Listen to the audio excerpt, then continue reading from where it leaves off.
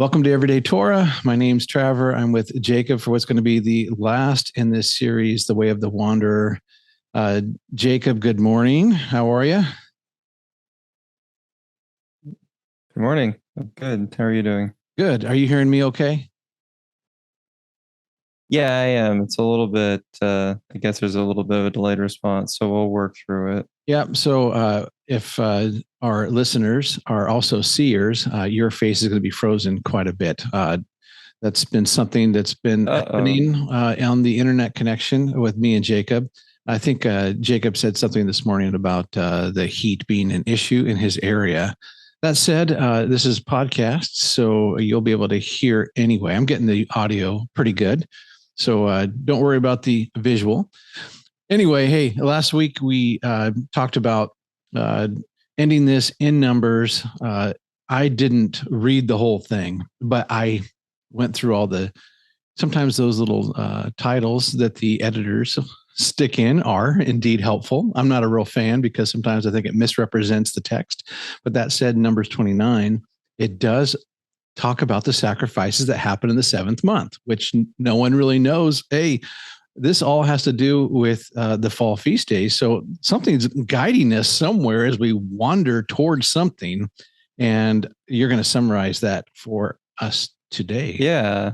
Yeah, absolutely. So, um, the the whole point of the Way of the Wanderer series for me was to help us as a community understand that yes, we have been saved by grace through faith, not of works that anyone should boast. We are all in agreement on that, whether or not you even keep the Torah. We're all in agreement that we are saved by grace through faith. You cannot earn your salvation. But we need to leave the elementary teachings and move on to maturity in Messiah. And that was what was going on in the wilderness for the Israelites. And that is what's going on for us now. If the work that God had for us was completed when we believed, then that would have been it and we would have been glorified. But work remains. And this is what Paul indicates when he says, it's better for you that I remain.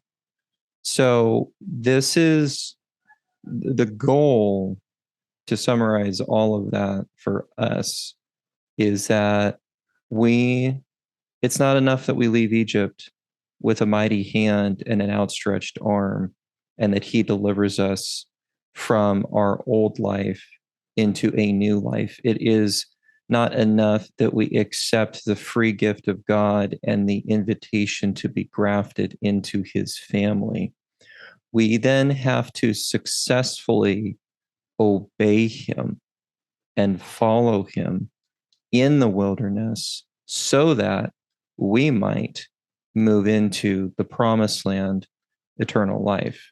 If we do not wander in the wilderness, and it's not without purpose, but if we are not successful in our walk in the wilderness, we will be like those who fall away and died in the wilderness. And I don't want that for, I'll be honest, me. Yeah. I don't want that for my family. I don't want that for you, Trevor. I don't want that for anybody in the covenant community. And I don't want that for anybody in general. I would like for us all to make it to that promised land. And the sad truth is, as Paul has said in his writings, many live as enemies of the cross, many live as enemies of Christ. And so all we can do is wander that wilderness and exhort one another, encourage one another towards good works, which God has prepared for us beforehand. And when the Amalekite comes, when Og, king of Bashan, comes, knowing that the battle is the Lord's, and if we obey him, he's going to take us to where we need to go. You know, on that, so you're citing Philippians, and rightly so. There's that text, chapter 1, verse 6, that he who began a good work, a mitzvot in us, will be faithful to complete it. And it's interesting to me that the sign of the Mosaic Sinaitic covenant is that we're to rest in something, but it says that we rest in those Sabbaths because we need to be reminded too that it is the Lord that sanctifies. So that as we walk, we've been saved by grace through faith, but we've been given mitzvot, things to do, the commandment that we walk in them. But as we walk in them, Yahweh too is doing a mitzvot. He is doing a good work in us as we walk in that narrative or in those works. He is sanctifying us, not of ourselves, but in doing that, Yahweh is doing a good work in us as we move. Yeah, you get the This picture. is what Yeshua. What does Yeshua say? Even today, my Father is at work. So yes, he on the seventh day he rested, but he's at work, and even now my Father is at work. So we need to be about the Father's business, and this is, I guess, bringing us into the conclusion of the way of the wanderer. Is I want to show everyone how the passage that is written in Romans 15 is true. For whatever was written in former days was written for our instruction, that through endurance and through the encouragement of the scriptures, we might have hope. This is a very strange phrase here. May the God of endurance and encouragement grant you to live in such harmony with one another in accordance with Yeshua HaMashiach, that together you may with one voice glorify the God and Father of our Lord Yeshua HaMashiach. So, and therefore welcome one another as Christ has welcomed you for the glory of God. So these things, whatever was written, is for our instruction. So the book of Numbers is one of those things that people look at it, and rightfully so, they go, man, this wilderness thing turned into a train wreck. What on earth happened? And I'm going to look at all y'all that are watching this podcast, either Torah keepers or not. I'm going to say, man, what happened with this church thing? This is a train wreck. Yeah. If I'm going to comment, and I'm totally going to leave you alone. This is a text that confuses a lot of people. So this is Colossians 2:16 and 17. You know it well, and you and I both know why you know it well. Therefore, no one is to act as your judge in regard to food or drink, or in respect to a festival or a new moon or a Sabbath day. Now, this is the way the NASB translates it. Things which are a mere shadow of what is to come, but the substance belongs to Messiah, to Christ. Now, the word mere is not in the Greek. Those preceding things in verse 16 were a shadow of the substance.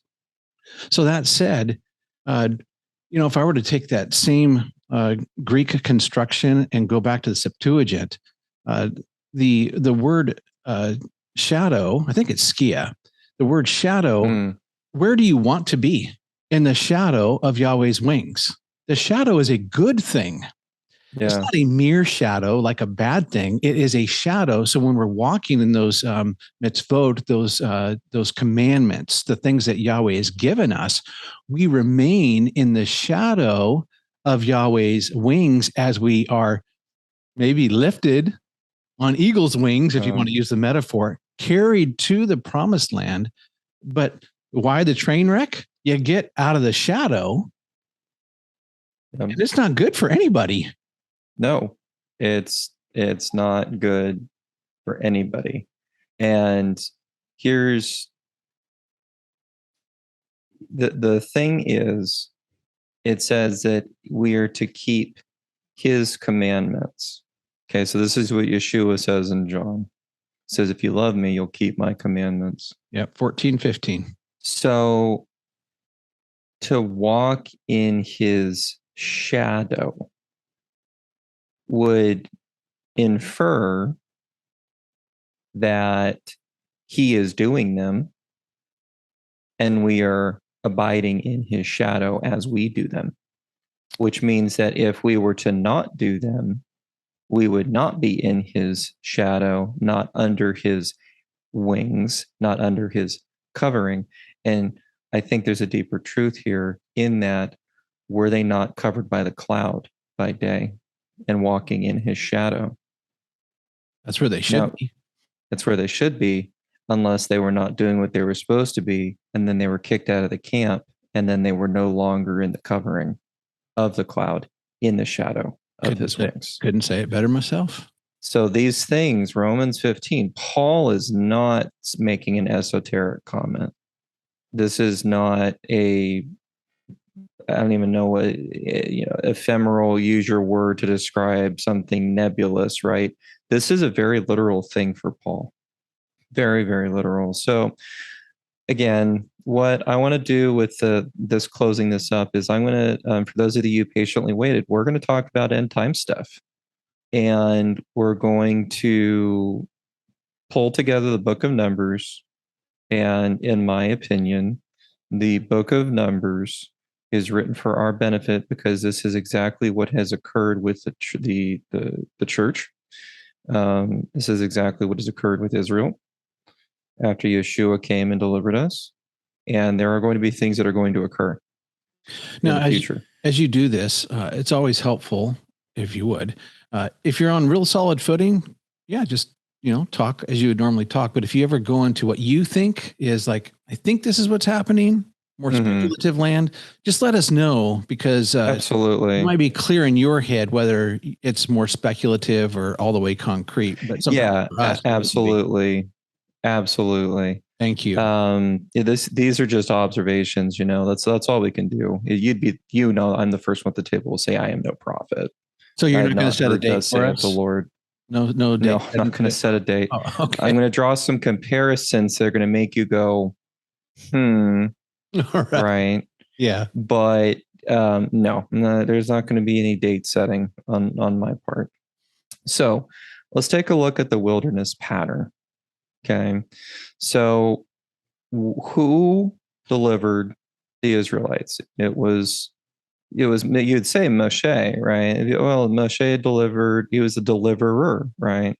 But in the book of Numbers, the interesting thing is that when the people start to complain, I was just taking my son through this, right? We're going through Numbers because I just wanted to show, or I was actually Exodus, when the first couple of complaints start, right? They grumble against Moshe and say, you brought us out here to kill us. And so Moshe turns to God, goes, I didn't take them out. What's going on here?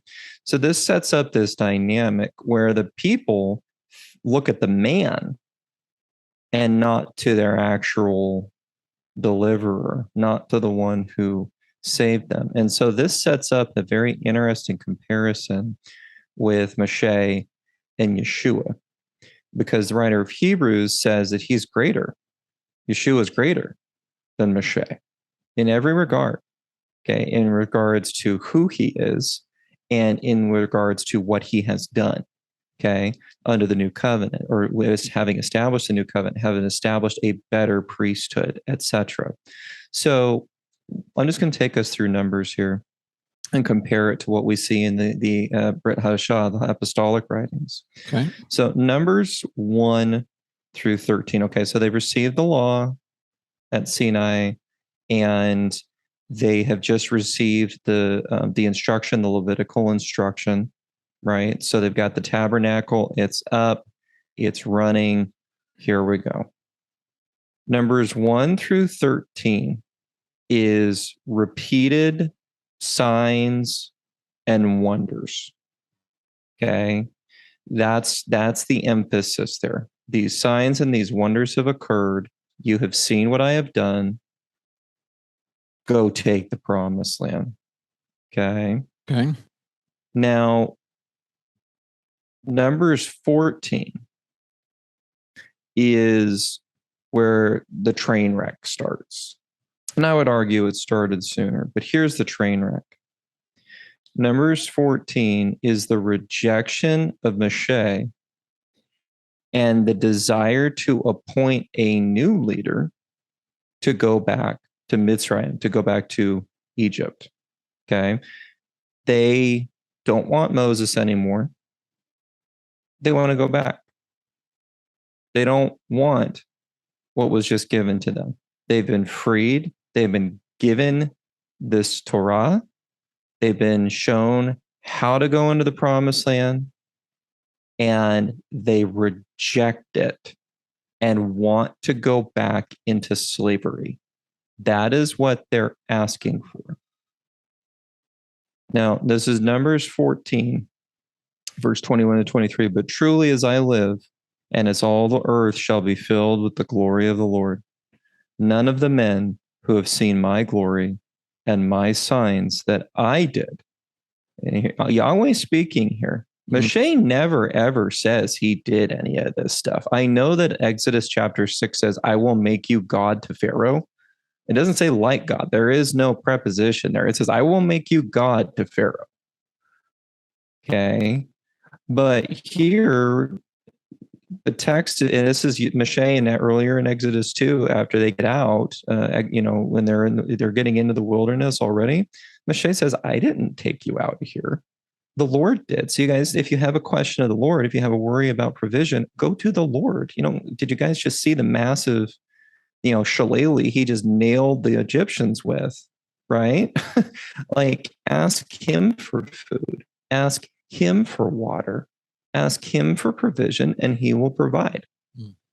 So he says, the glory and my signs that I did in Egypt and in the wilderness, so it's both, and yet have put me to the test these 10 times and have not obeyed my voice, shall not see the land that I swore to give to their fathers. 10 times. Okay, so that's what he says, these 10 times.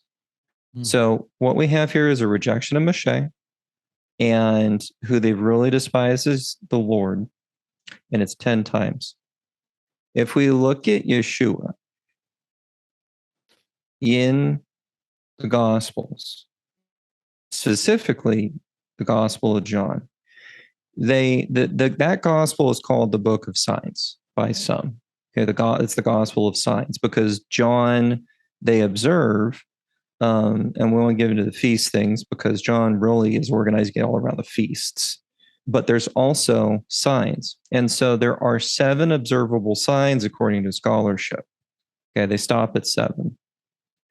I believe that they're missing 3. They are missing the crucifixion as a sign. They are missing the resurrection as a sign. And they are missing his appearance as the sign to the brethren. Because John doesn't close out and say after the 7th sign with the resuscitation of Lazarus, because it wasn't a resurrection. Lazarus died again. Okay, because he's not going to be glorified apart from us. So it was not a resurrection. But after after Lazarus is brought back to life, it doesn't say, and these things were written that you might believe that Yeshua is the Son of God. It's written after he appears to the brethren and says there was many other convincing signs and proofs that were done. But I suppose that if they were all written down, no library or not all the books on the planet or scrolls on the planet could contain them. So what I'm going to contend is that Yeshua performed in John's framework 10 signs. And the result of those works at the end of the day was that the Israelites did not believe him. So you're saying that's the comparison. Yeah, there's 10 signs of John, not 7 signs of John. That doesn't quite ring as good as 7 signs of John. Being a I little know. sarcastic here. We do this, right? We Yeah. tend to No, I know. run with these little We do. Because it's little 7, right? We phrases. want to lean into that 7 because 7's a nice, clean Well, and thing. it alliterates with signs too. 7 signs. 10, you got the T and the S. It just Yeah. I know I know. some I of our know. viewers might be like, "What?" So, Traver, you're not reacting a lot to this 10 signs of John. It's because Jacob's told me before, so I've already got the initial shock factor, and I was able to shift my thinking already. so what God is saying here in Numbers is that these 10 times you have put me to the test. So this generation that saw everything I did, you're not going to go in. They try. So here's the next comparison is that Peter, early in Acts, he tells the people, not during the Pentecost address, I think it's during his second address, he tells the people that to recognize who Yeshua is in order that times of refreshing may come. So Peter kind of gives this hint that if the people were willing to accept who Yeshua is, that potentially the kingdom could come sooner. Just like with the Israelites, they could have gone into that promised land if they had accepted who their king was and obeyed his voice, but they didn't. Okay.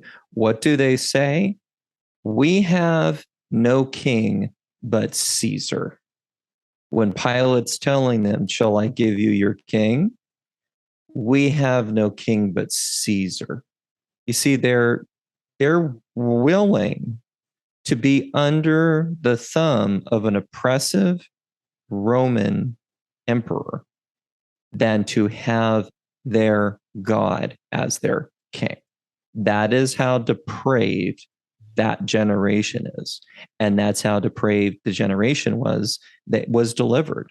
Okay. So this is pretty heavy and it's tragic. So, what then happens after Yeshua ascends, leaves? Okay. It's the same thing that happened with Moshe. The people reject Moshe, they reject God. God says, fine, you're not going in. Okay. So, what happens? The people decide, oh no, we're going to take the land. We're going to do it ourselves. Moshe says that God's not with you. You're not going to succeed in this. Don't even try. Okay. They do it anyways, and they get blasted. It's the same thing that happened with Israel. Israel eventually tried to throw off the yoke of the Roman rulers. The irony of the situation is they said they wanted the Roman emperor, right? We have no king but Caesar. But then 40 years later, they're rebelling against Caesar to gain their independence because they want their promised land. And of course, they fail. It's horrific. It's a massive slaughter. And it doesn't just happen one time, it happens 2 times, right? One with the initial destruction of the temple, but then with the Bar Kokhba rebellion, right? So they tried 2 times. Did you just correlate the 40 years in the desert to the time between Yeshua's death and the destruction of the temple? No, I don't think that's the correlation. I am going to argue that there is a comparison there because it comes down to if you want a nice clean 40-year period between his ascension and the destruction of the temple. I personally think that the date for the crucifixion would be 33 AD. That's my opinion. Okay. And that's based upon the text that I've looked at. But some people think it happened in 30 AD. I think Gary falls in this camp. So that would give a nice clean 40 years. I am drawing a comparison. I'm not saying that one's a one for one. There is a comparison there. So the people go in and they fail. Okay. So we're just working our way through Numbers and through the history that happens after Yeshua comes, right? So here's the next part. In Numbers 15, the Lord gives instructions regarding the Sabbath and the commandments, and that Israel is to keep them. I find that really interesting because after they fail to enter into the promised land the first time, he says, yeah, you're not going in. If you obey my voice and keep my charge, this is pulling back to Exodus chapter 19, right? So what does he do after they fail to enter? He says, just keep my commandments. That's what I'm asking for you to do. You're going to keep my commandments until this wicked generation is gone. That's the charge. It's a very weird thing to do, honestly, because he's already talked to them about the Sabbath multiple times. He just gave them the whole law. But here, after the rebellion, what's he say? Keep my Sabbath, keep my commandments in the wilderness. That's the charge.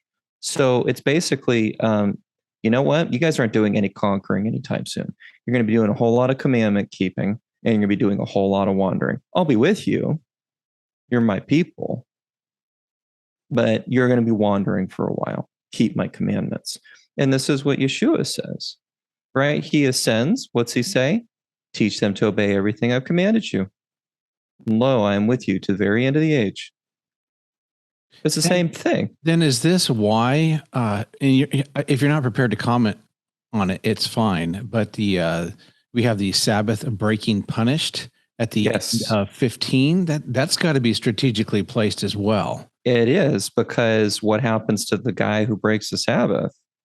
Well, they're going to stone him. They're going to stone him. This is a serious offense to God, right? So he's like letting them know, I'm very serious. And the thing is, that man was in very flagrant sin because he was just told, don't do this. So don't think that if you see somebody, breaking the Sabbath, but maybe they don't know any better, doesn't mean go out and daggum stone them.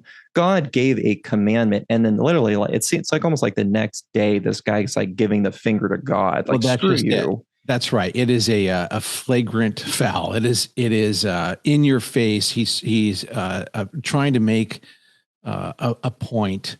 And I do think that Leviticus 23, the first thing there is Shabbat, Sabbath, that weekly thing. Yeah. And I am in agreement with the late Brad Scott, that Ezekiel's wheel, the hub of that wheel is Shabbat. So I think what's happening there is not only is he just reiterating, keep my commandments in the midst of this wilderness, but it's the very hub of it all. And to not start there and to have someone basically show the finger to God. Yeah.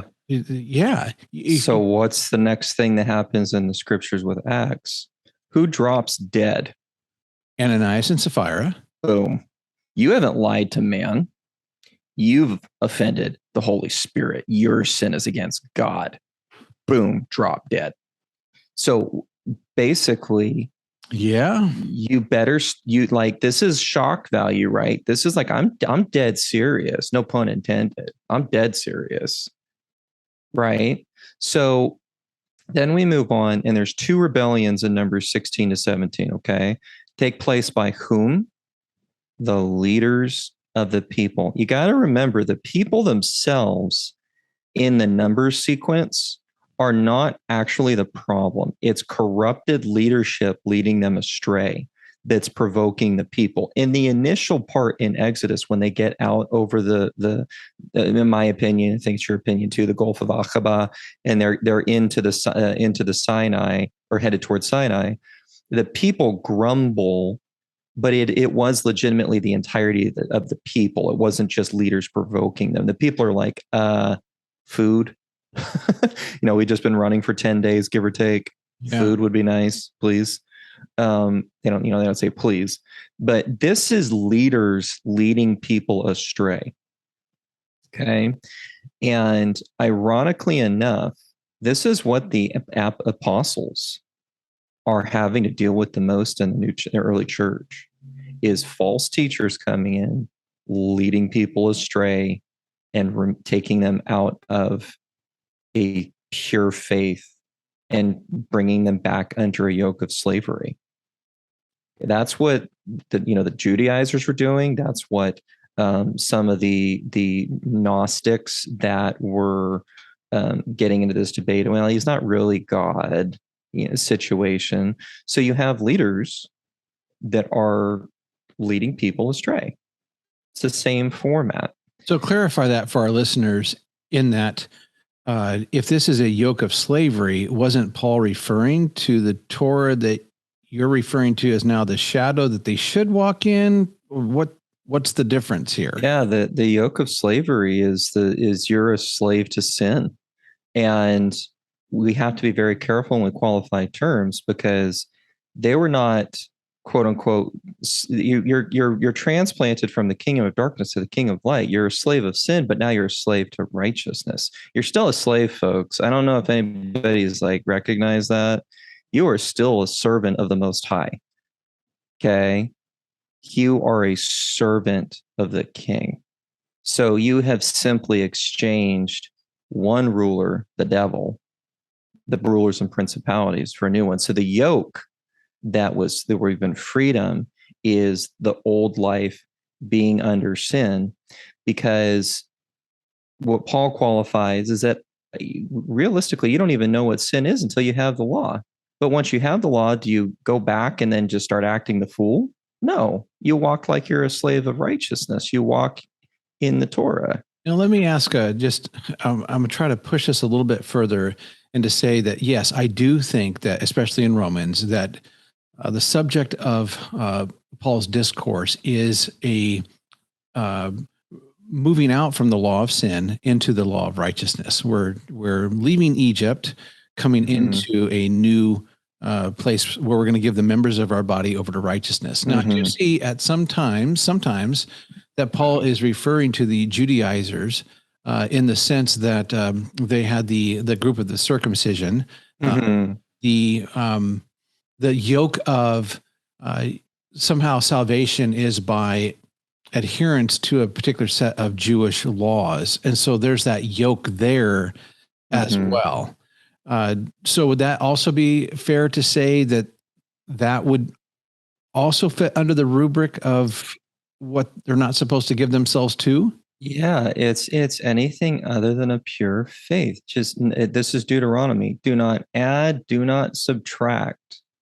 Okay. Anything else, in my opinion, and I think the way that Paul writes, he would agree, is why are you gonna don't taste, don't touch? Right? That's the Judaizer thing, because they would add to and bring in that Pharisaic aspect where they put the hedge around the hedge around the hedge, right? Right. But these things are of little profit because that's physical training, but it doesn't do anything when it comes to godliness, because it's just for your edification that you're doing this. This isn't actually what's required. So my point would be numbers 16 to 17 and then numbers 20 to 21, because this is all rebellions. Okay. They rebel against Moshe. They reject Moshe. So in numbers 16 to 17, God destroys those involved in that rebellion. The ones who reject Moshe and by default rejecting him, they're destroyed. Okay. It's exactly what happens to the generation that rejects Yeshua. That generation dies. And they're not just dead. They're dead, annihilated, to the point that Jews aren't even allowed to be in Judea, and it's renamed Palestrina, after the Bar Kokhba rebellion. I mean, they're to the winds whacked. I mean, this is honestly worse than what happened when Babylon came in. This is bad. At least Nebuchadnezzar let people stay in Judea. Okay. The Romans scorched earth, and it was illegal for Jews to be there for a while. I mean, that's way worse. And it would make sense because it's commensurate with the offense. The Israelites offended or were rejecting Moshe. Here they're rejecting Yeshua. So the punishment's commensurate with the offense. So now we move on to Numbers 22 and 25. So we've moved through this, that we're in the wilderness, right? So you've got these rebellions that keep popping up. You have these leaders keep leading people astray. People are continually having to contend for their faith. People are continually trying to have to basically choose. You're either going to choose, Korah, or you're going to choose Moshe. You're going to choose to break Sabbath and break the commandments, or you're going to choose to keep the commandments. There's this setup going on, and there's this drama that unfolds until finally we start getting towards the end. And this is the eschatological thing. So if you were watching the rest of the podcast, Traver and I said we talk about it. And I promised earlier in today's podcast that we would talk about it. I don't think that anybody can reasonably look at the world right now and go, it isn't looking too good. It would appear that we are coming to the end. I could be completely wrong, but at face value, it appears we are coming towards the end. Now, towards the end of the Numbers sequence, okay, we have a king and a false prophet that conspire to entice Israel to sin and to fornicate and to commit adultery. I'm going to say that again. As they're approaching the promised land, a king and a false prophet attempt to entice Israel to break covenant. Okay. Go read Revelation 13 and Revelation 14. And we see a king and a false prophet who entice the whole world to commit idolatry and fornication.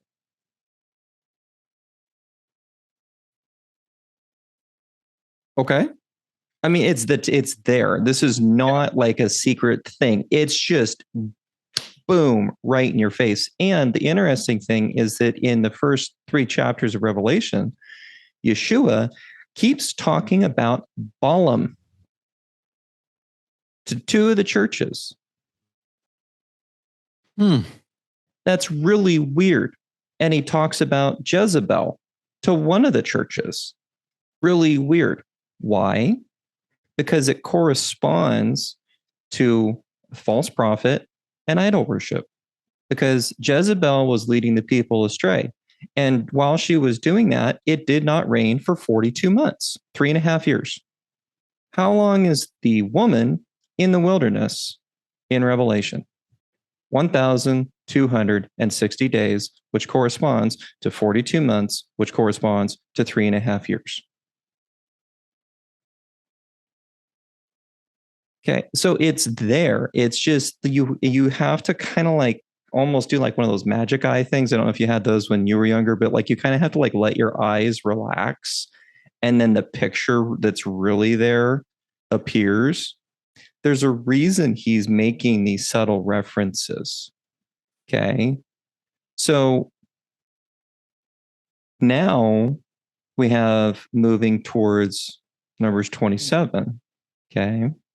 Moses is told, Hosea. This is the thing. People don't understand. Joshua's name wasn't always Joshua. Okay. And I had to remind myself of this when I was reading the text. I was like, oh yeah, that's right.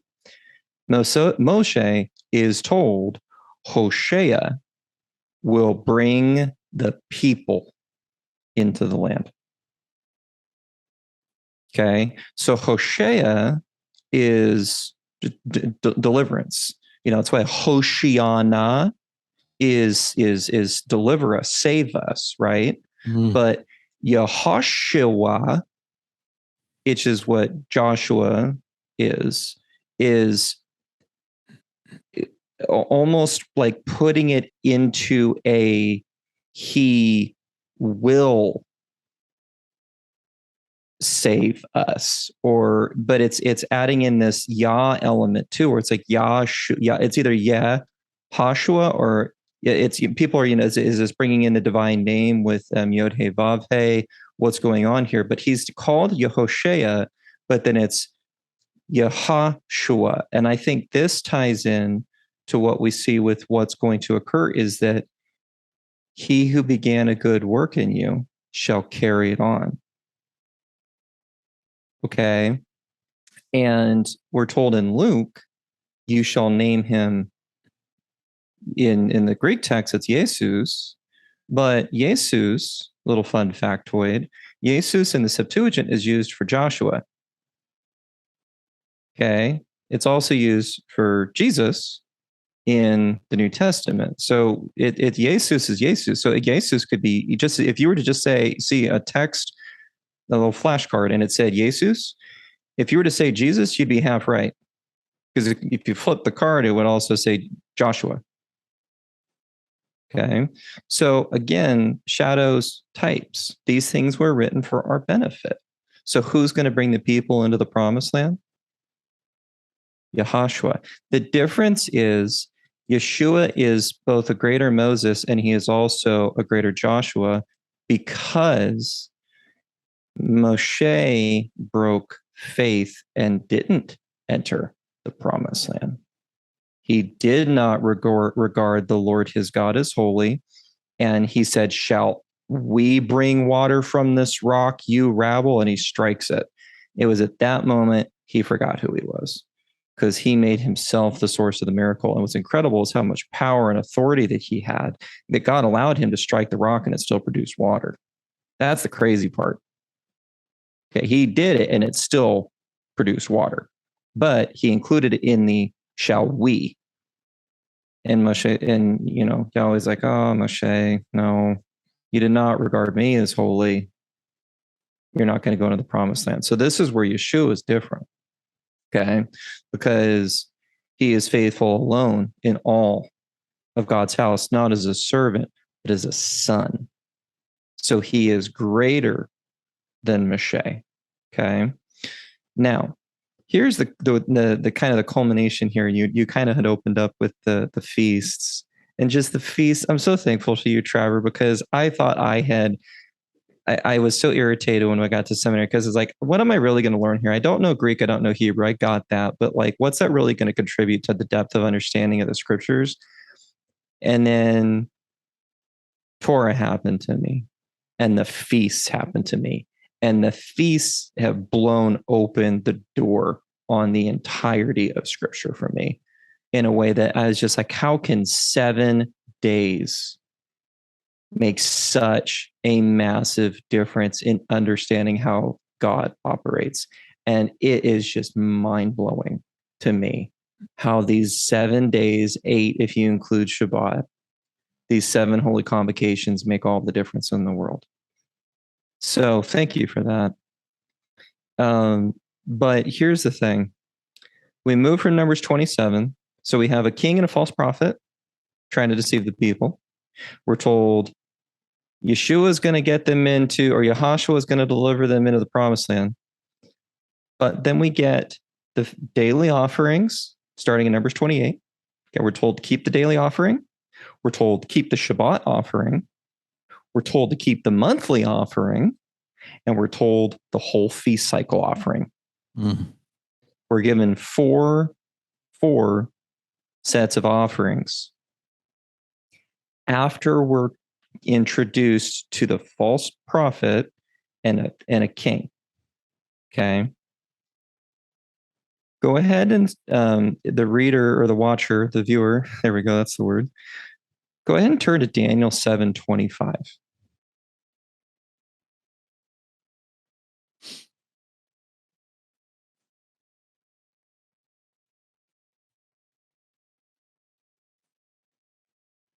And this is, of course, speaking against, or about rather, the horn that rises out. Okay. Another shall arise after them, 10 kings. Okay. Now, the beast in Revelation has 10 horns, 7 heads, 10 horns. Okay. Do you have it up in Daniel right there? I do. Go ahead and read it for me. He will speak out against the Most High and wear down the saints of the Highest One. And he will intend to make alterations in times and in law, and they will be given into his hand for a time, times, and half a time. Okay. So if we take a look at that just at face value, what does it say this last one's going to do? Okay. It says verbatim what you just said. He's going to think to change the times and the law. Now, here, this section is in Aramaic. Okay. So it does not say Moedim. It is not in Hebrew. Okay. If it would be Moedim, it'd be lock, stock, and barrel. You're talking about the appointed times. That's not a problem. It doesn't say that. It's in Aramaic. So it says Zeman. But Zeman in Aramaic translated is season, time, an occurrence, a set time. That's the breadth of the word. Okay. So I'm going to go out on a limb here. And furthermore, the way that this is translated is not just to change times, it's the times, which means that there's something in view that the reader of Donnell should be clicking here. Something specifically is being changed. He's not just trying to change quote unquote seasons like the fall, spring, winter, summer, right? He's not trying to change that. What's he trying to change? He is trying to change appointed times, and he is trying to change the law. Now, if we go here to Numbers, after the king and the false prophet show up, Yah says, make sure you're keeping my appointed times.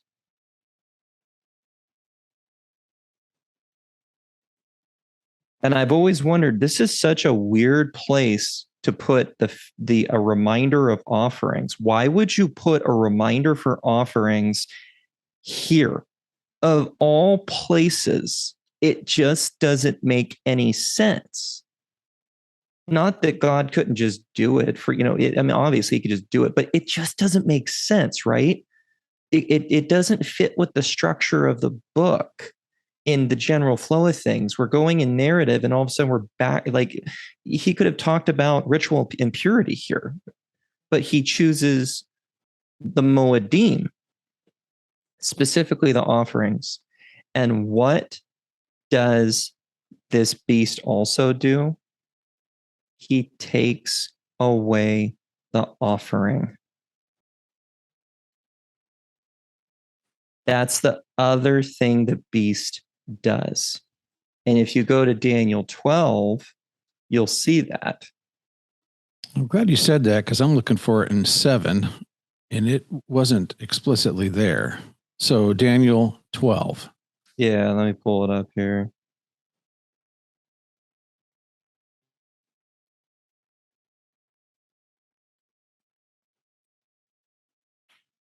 Verse 11, and from the time that the regular burnt offering is taken away and the abomination that makes desolate is set up, there shall be 1,290 days. Got it. Yep.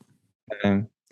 So it's not just Moedim that's brought up in Numbers. It's the Moedim offerings that are brought up. And it starts with the daily offering, the Erev and the Boker, the evening and the morning offering, the Shabbat offering, the Rosh, okay, the head of the month, and then the appointed days, the holy convocations. Now, It then switches to Numbers 30:31. Keep your vows. That's weird. That's the whole point of that section. Keep your vows. What you've promised you will do, do it. What did you say? Numbers 30 what? 30. I'm sorry. Okay. Numbers 30 to 31. I am summarizing the section. Keep your Got it. vows. Yep. Okay. Here's the capstone of the book of Numbers. This is how it ends. Vengeance against a evil pagan king, a wicked false prophet, and the Midianites that led Israel into sin. They are annihilated. 1,000 from each tribe are sent for a total of 12,000, and not one is lost. If you read the book of Revelation, before the king and the false prophet are introduced, you are introduced to 144,000, 12,000 from each tribe. They are introduced again after the beast and the false prophet, 144,000. Before, they are not standing in Jerusalem. Afterwards, they are standing in Jerusalem, and not one of them is lost. Numbers 33 is the reminder of all 42 locations that they camped in the wilderness. Again, this 42 equates to 42 months, 1,260 days, 3.5 years. So, my opinion, the book of Numbers has been arranged by the Spirit as a roadmap for what was going to occur with Yeshua at his first coming. It is a commentary on what was going to occur between his first coming and his second coming. The book of Numbers is a commentary on what will occur at the end of days. And it is a commentary on his return, successfully bringing us into the promised land. That is how you should read the book of Numbers, having Yeshua.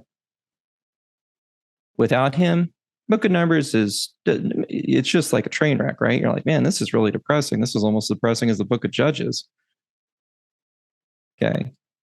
But when you have Yeshua and you're looking at him as the fulfillment of these things, and that these happened in the past for our benefit, you see it in a whole new light. So here's the other thing, okay? It's not date setting. I'm just making a speculative observation. They were in the wilderness for 40 years, okay?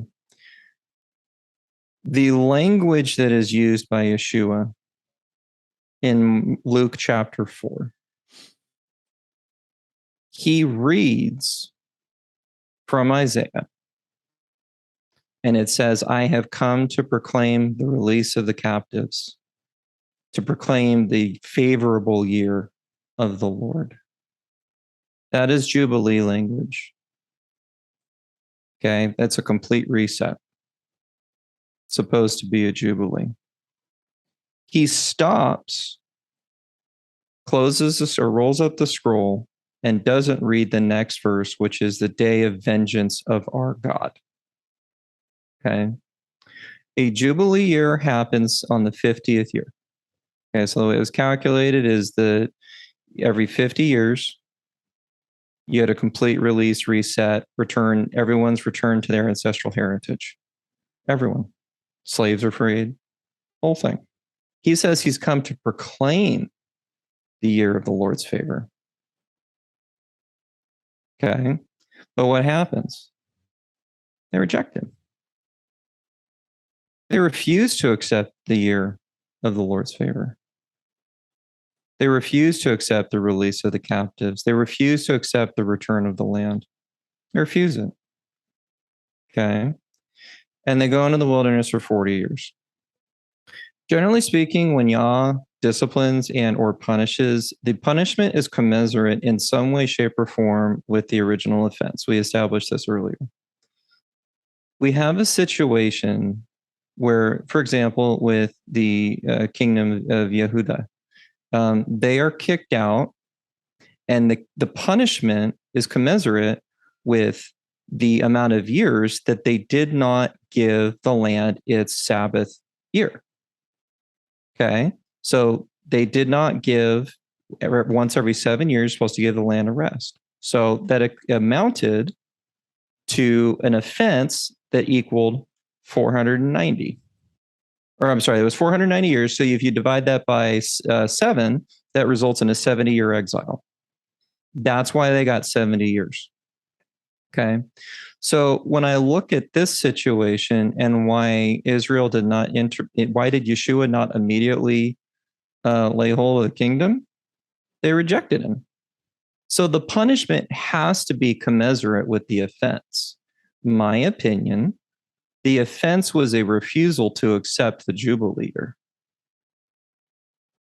So it would make perfect sense if we are drawing a comparison to the book of Numbers, and 40 seems to be something like the refining number. It seems to be something going on there, obviously, with the wilderness. It would make perfect sense if you refuse to accept the Jubilee year, that a factor of 40 would be completely jiving with what happened to the Israelites when they refused to enter the promised land. So here we are, 2,000 years later, almost 2,000 years later. So it's speculation on my part, right? It's an assumption. I cannot prove it because, number one, Yeshua is not here, and I have not had a thus saith the Lord. But we do have a passage in Hosea that says, after 2 days, I shall raise them up. And we are told a day is as to 1,000 years, and 1,000 years is a day in your sight. And if you were to do the counting, Yeshua came and ascended at the end of the 4th day, which is interesting because before Yeshua, the rabbis thought that Messiah would come at the end of the 4th day. That was before Yeshua. Whether or not obviously in Orthodox Judaism, they don't hold to that now because they don't accept Yeshua as a Messiah. So they just say, well, Messiah didn't come, whatever reason. I'm not intimately familiar with what the justifications are. But we have a situation where if Yeshua came at the end of the 4th day, well, 1,000 years is a day. So that means the end of the 5th day would have came. And we are now rapidly approaching the end of the 6th day. Well, if it is a literal cycle, the day is to a year.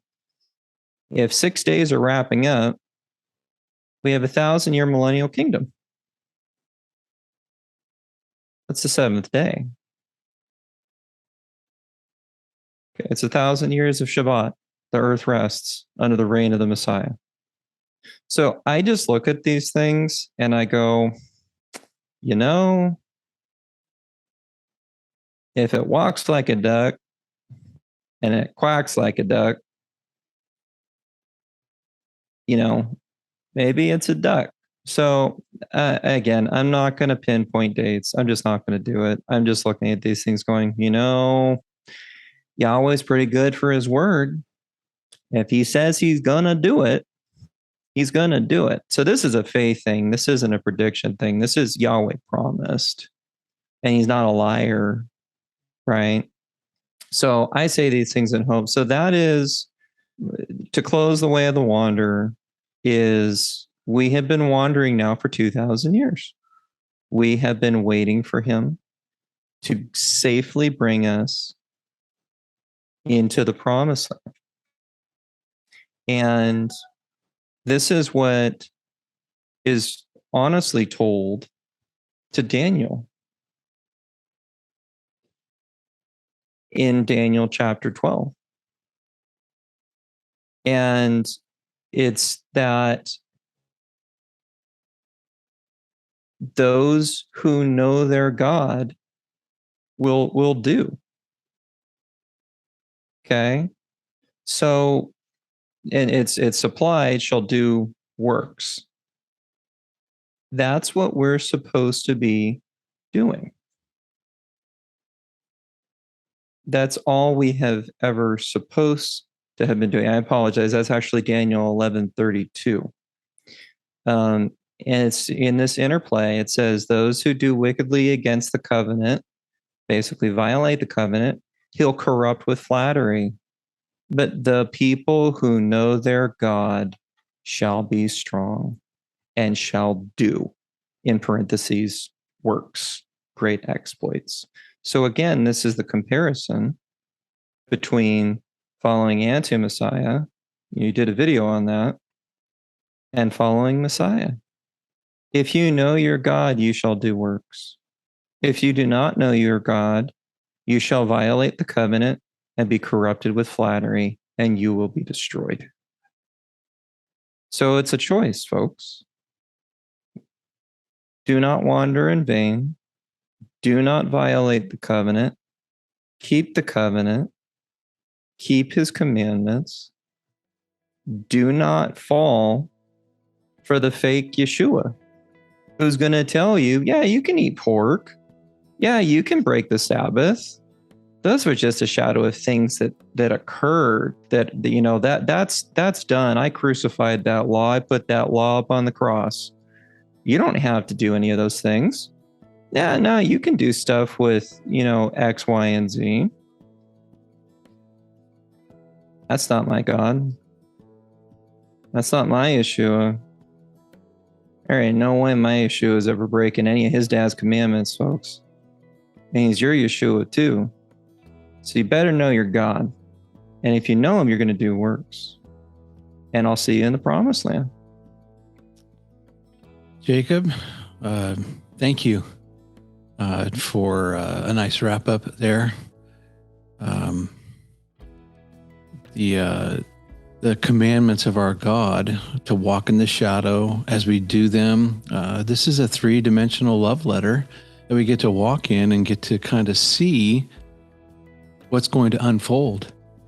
I mean, it's not super specific, but it's enough that we can reasonably place our hope in it, our trust in it. We are effectually following this cloud, this fire. And as we walk in that, we are protected. And, if it walks like a duck and talks like a duck, I don't think Yahweh is looking to pull the wool over our eyes. Yahweh is clear for those who are walking in these things, that when we hear his voice, there's truth in here. We can hear it. So some people might think you're quackers, but I don't. I don't. And I just, I want to continue to have these sorts of conversations, because I think that there's enough in Scripture for us to know how it's going to kind of all shake out on this 1,000 years like a day. It's all pretty simple stuff. Yeah. I have talked about it before. It's actually not very difficult once you give yourself over to Yahweh's commandments. You walk in the shadow and you start to see all the ways that Yahweh has told us about his return. It really isn't rocket science. And at some point, I know that you and I will likely talk about Joshua, the book of Joshua, going into some of the things of the millennial kingdom, how that could unpack a little bit. But anyway, great series. And just say on behalf of everybody, thank you so much for the time and effort. But at the same time, you love this stuff. We love this stuff. It is our life. So it is no burden to us. We are happy to be able to share these sorts of things with folks. So grateful, Jacob, for your ministry to us. Well, everyone, that's a wrap for us today. And a wrap for a series, The Way of the Wanderer. Let's wander well and be protected by our God, and look forward to the return of our Messiah. And how we're going to do that? Day by day, we're going to walk in that Torah. That's why we call it Everyday Torah. We'll see you next time.